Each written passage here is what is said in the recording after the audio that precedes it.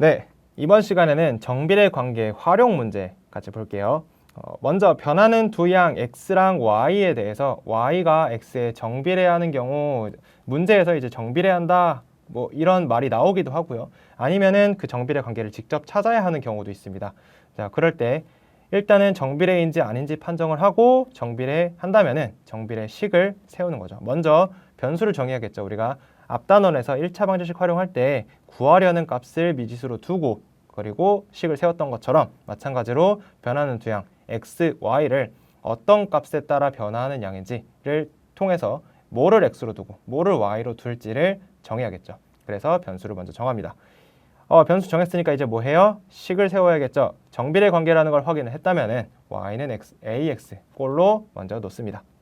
그리고 그 구하는 값을 어떤 주어진 점을 통해서 대입을 한 다음에 a 값을 찾아주고 그게 이제 마지막에 문제의 뜻에 맞는 값인지 확인까지 완료를 해주시면 되겠습니다.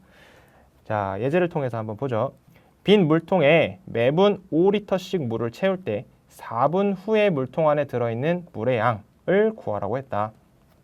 자, 먼저 변수를 정해줘야겠죠. x가 뭔지 y가 뭔지를 정하겠습니다. 매분 5리터씩 물을 채울 때, 자, 5리터씩 매분 1분 지나면은 5리터 들어가겠고요. 2분 지나면은 10리터, 3분 지나면은 15리터. 이런 식으로 분이 바뀔 때마다 물의 양이 바뀌게 되죠. 그래서 매분 이 분을 시간을 x로 두겠습니다. 물의 양을 y리터라고 할게요. x분 y리터. 그래서 x분 후 물통 안에 들어있는 물의 양을 y리터라 하자. 자, 변수 정했습니다. 자, 그 다음 이제 관계식을 세워야 되죠. 어떻게 되죠? 1분 x, y 이렇게 했을 때 표를 만들어 볼게요. 1분 지났을 때 5리터, 2분 지났을 때 10리터, 3분 지났을 때 15리터, 4분 지났을 때 20리터. 이렇게 변한다는 걸 확인할 수 있어요. 어떻게 되죠? x가 2배, 3배, 4배가 됨에 따라서 y도 어떻게 되죠? 2배, 3배, 4배가 되는 걸 확인했습니다. 자, 뭐죠? 정비례식입니다. 그래서 우리는 이제 정비례 관계식을 세울 수 있겠다. y는 ax라고 식을 세우겠습니다. 됐죠? 그럼 우리가 구해놓은 것 중에서 하나를 집어넣겠습니다. 자, 뭐 2분 후에 10리터가 된다. 얘를 한번 대입을 해볼까요? 자, 얘는 뭐죠? 2,10이라고 쓸 수 있겠네요. 얘를 대입을 하겠습니다. 그럼 y에 10을 넣었고 x에 2를 넣었으니까 2a가 됩니다. 따라서 a는 얼마요? 5가 되네요.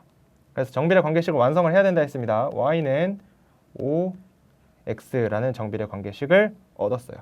됐죠?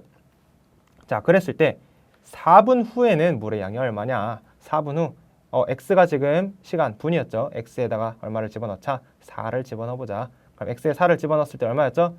y가 20이었습니다. 그렇기 때문에 y는 20이 나오고요. 물을 넣은지 따라서 4분 후에는 물의 양이 얼마다? 20리터다. 이렇게 마지막 단위까지 꼭 붙여주시고요. 이해되셨죠?